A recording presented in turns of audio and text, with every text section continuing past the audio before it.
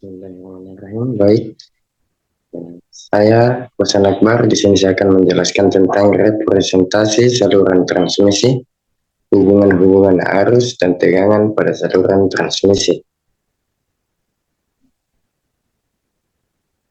Adapun pendahuluan yaitu representasi matematis dan pemahaman mengenai aspek-aspek ini sangat penting dalam perancangan, pengoperasian dan pemeliharaan sistem transmisi yang efisien dan andal.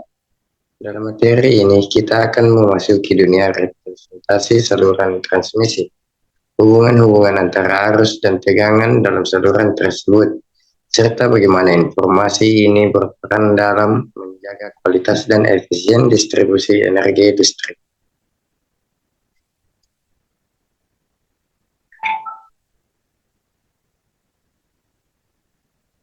Yang pertama yaitu representasi saluran transmisi. Pada umumnya, saluran transmisi adalah saluran transmisi 3 fase seperti pada gambar di bawah.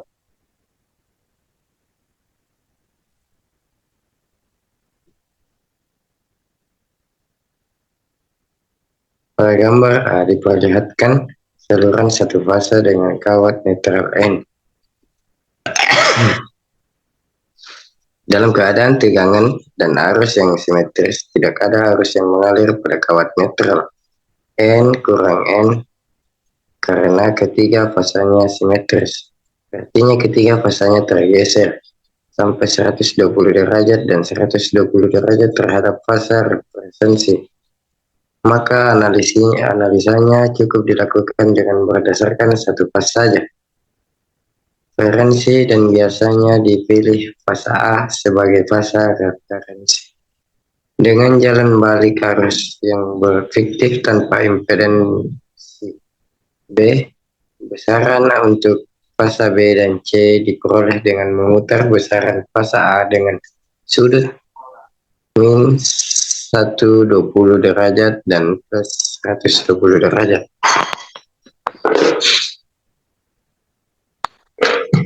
Yang kedua itu klasifikasi saluran transmisi. Klasifikasi untuk keperluan diagram pengganti yaitu untuk keperluan analisa dan penghitungan, maka diagram pengganti hanya dibagi dalam 3 kelompok. Yang pertama, kawat pendek kurang lebih 80 km, kawat menengah 80 sampai 250 km, dan kawat panjang lebih dari 250 km. Sebenarnya klasifikasi ini sangat relatif dan masih kabur. Klasifikasi saluran transmisi harus didasarkan atas besar kecilnya kapasitansi ke tanah. Jadi bila kapasitasnya kecil, maka arus bocor ke tanah kecil terhadap arus beban. Maka dalam hal ini, kapasitansi ke tanah dapat diabaikan dan dinamakan kawat pendek. Tetapi bila kapasitansi sudah mulai besar sehingga tidak dapat diabaikan, tetapi belum begitu besar sekali sehingga masih dianggap seperti kapasitansi terpusat. Dan ini dinamakan kawat menengah bila kapasitansi itu besar sekali sehingga tidak mungkin lagi dianggap sebagai kapasitansi terpusat dan harus dianggap terbagi rata sepanjang saluran, maka dalam hal ini dinamakan kawat panjang.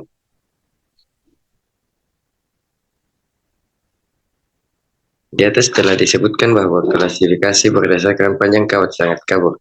Seperti diketahui bahwa semakin tinggi tegangan operasi, kemungkinan timbulnya warna sangat besar. Karena ini akan memperbesar kapasitansi, dengan demikian akan memperbesar arus bocor.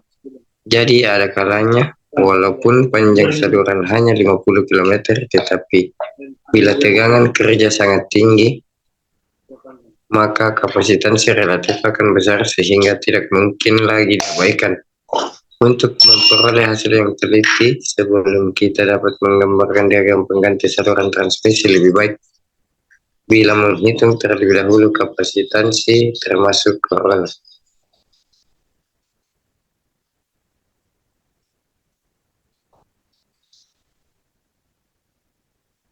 Di Indonesia standar tegangan transmisi adalah 66,150,380 dan 500 kilovolt.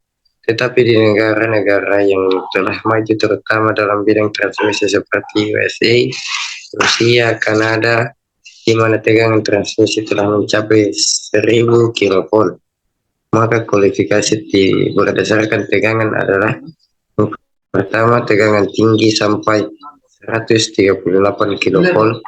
Dua, tegangan ekstra tinggi antara 220 sampai 765 kilovolt. Tiga, tegangan ultra tinggi di atas 765 kilovolt. Berdasarkan fungsinya, dalam operasi sering diberi nama transmisi. Yang pertama, transmisi yang menyalurkan daya besar dari pusat pembangkit ke daerah beban atau antara dua atau lebih sistem, atau biasanya disebut dengan saluran interkoneksi atau T-line. Kedua, subtransmisi adalah transmisi percabangan dari saluran yang tinggi ke saluran yang rendah. Tiga, distribusi. Indonesia telah menetapkan bahwa saluran distribusi adalah 20 kilovolt. Yang ketiga yaitu diagram pengganti saluran transmisi. Saluran pendek. Pada gambar di bawah ini diberikan diagram pengganti dari saluran pendek. Di sini kapasitasnya diabaikan. Keterangan. PS yaitu tegangan pada ujung kirim atau ujung generator. IS yaitu arus pada ujung kirim atau ujung generator. VR yaitu tegangan pada ujung terima atau ujung beban. IR yaitu arus panjang arus pada ujung terima atau ujung beban. Z sama dengan R tambah JX sama dengan impedansi saluran. Maka relasi tegangan dan arus yaitu VS sama dengan VR tambah ZIR IS kurang IR.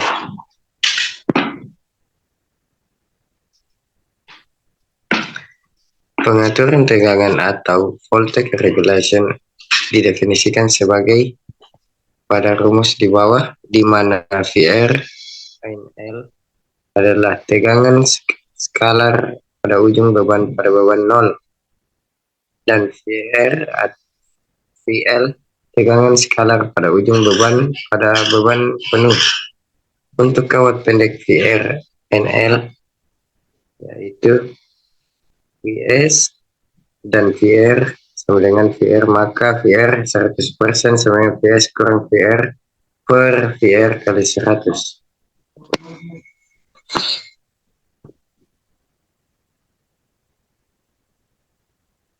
Saluran menengah. Pada saluran menengah kapasitansi dapat dipusatkan pada saluran suatu titik normal T atau pada titik nominal PI. Yang pertama yaitu nominal T.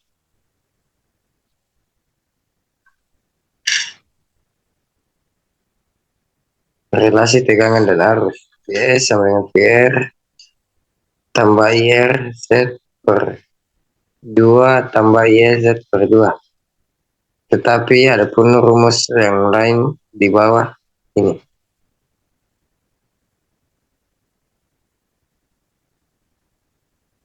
B yaitu nominal PI. Adapun gambarnya seperti pada gambar ini.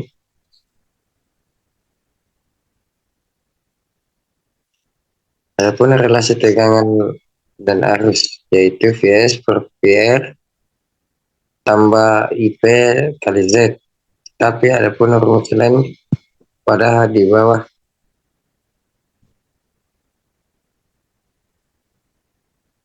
Dan adapun rumus arusnya yaitu IS sama dengan IP tambah VS Y per 2.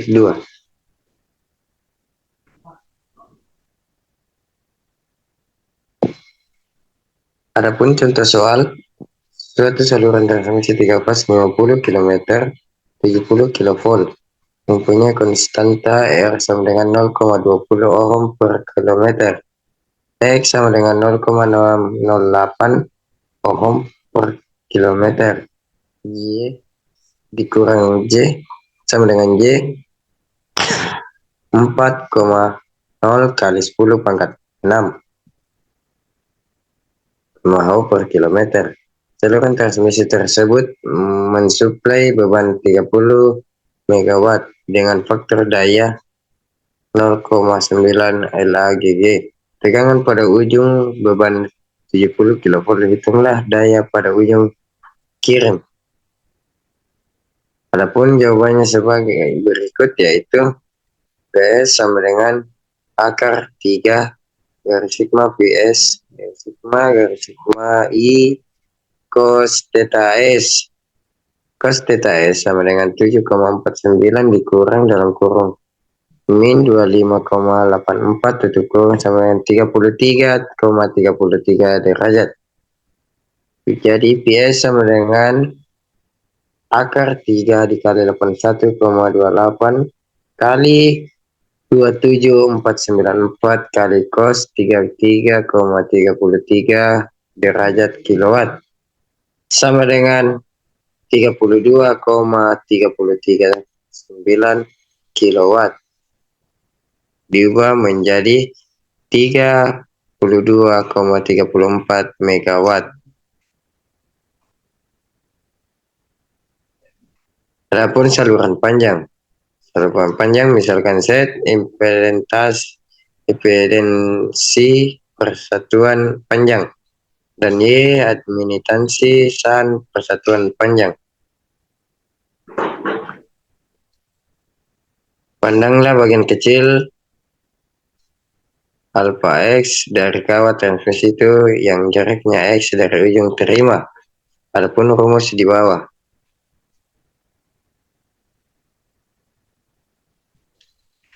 Variasi tegangan dan arus sepanjang kawat. Sigma akar ZYX dan sigma kurang akar ZY kali X. Sebutlah Y sama dengan akar ZY sama dengan konstanta pagi. Y sama dengan alfa tambah Y beta. Alfa sama dengan konstanta rendaman,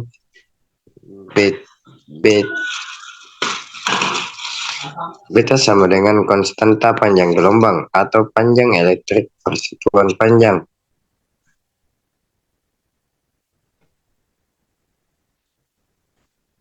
Keadaan khusus, ada 3 keadaan khusus yang menarik gantung dari ZLTE, di mana 1 ZL sama dengan tak terhingga, 2 ZL sama dengan 0, dan 3 ZL sama dengan ZK. Yang pertama, ZL sama dengan hubungan terbuka. Adapun rumus di bawah.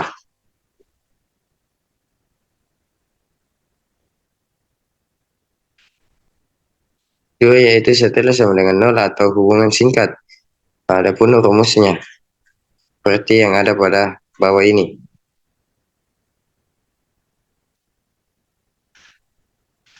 Dan ketiga, ZL sama dengan ZK yaitu ditutup dengan impedensi karakteristik, di mana memiliki rumus seperti pada di bawah ini.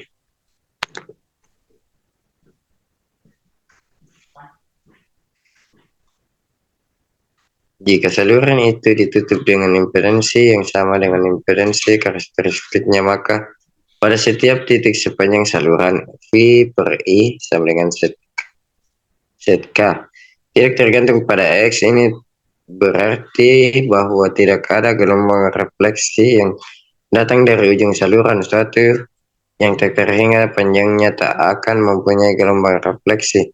Jadi saluran yang beban yang sama dengan impedensi karakteristik berlaku sebagai kawat yang tak terhingga panjangnya.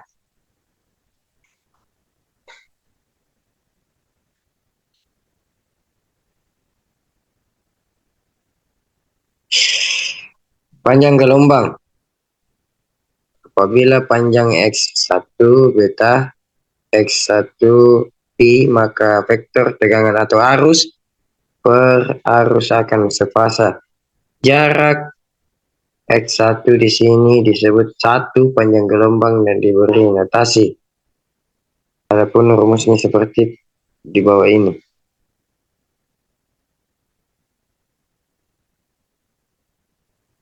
Dan ini juga rumus dari lanjutan di atas.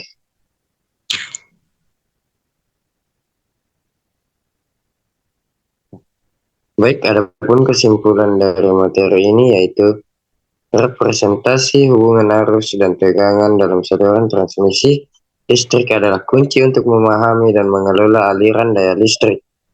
Hal ini mencakup aspek seperti hukum Ohm, impedansi, saluran, dan kurangan daya.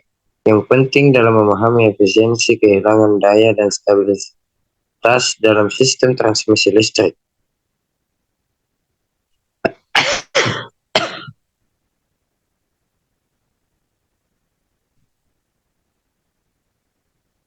Baik, itulah tadi hasil presentasi yang dapat saya paparkan. Kurang lebihnya mohon dimaafkan. Wabillahi taufiq wa hidayah. Wassalamualaikum warahmatullahi wabarakatuh.